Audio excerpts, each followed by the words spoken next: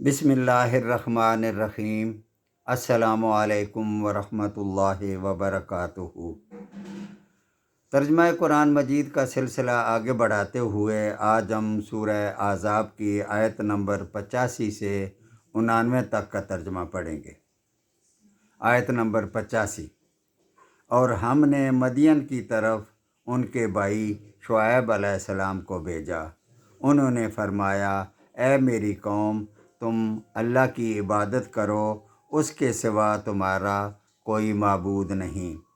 تمہارے پاس تمہارے پروردگار کی طرف سے واضح دلیل آ چکی ہے، پس تم ناپ اور تول پورا کیا کرو، اور لوگوں کو ان کی چیزیں کم کر کے مت دیا کرو، اور روئے زمین پر اس کے بعد کہ اس کی درستی کر دی گئی فساد مت پھیلاؤ۔ یہ تمہارے لیے نافع ہے اگر تم تصدیق کرو۔ آیت نمبر 86۔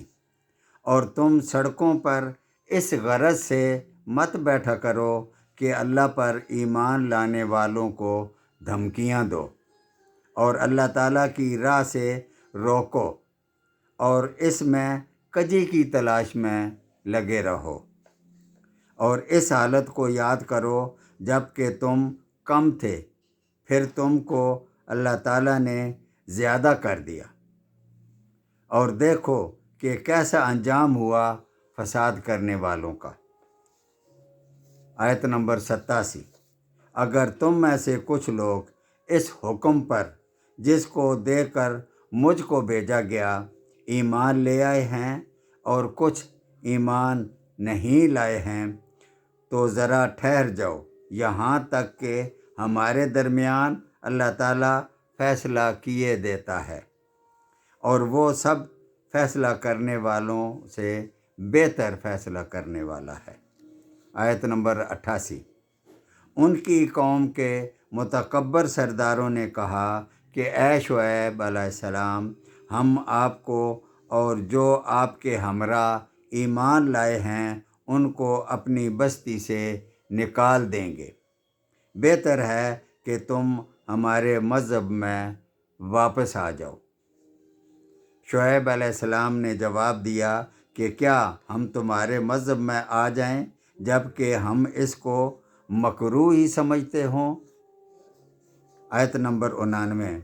ہم تو اللہ پر بڑی جھوٹی تہمت لگانے والے ہو جائیں گے اگر ہم تمہارے دین میں آ جائیں، اس کے بعد کہ اللہ تعالیٰ نے ہم کو اس سے نجات دی، اور ہم سے ممکن نہیں کہ تمہارے مذہب میں پھر آ جائیں۔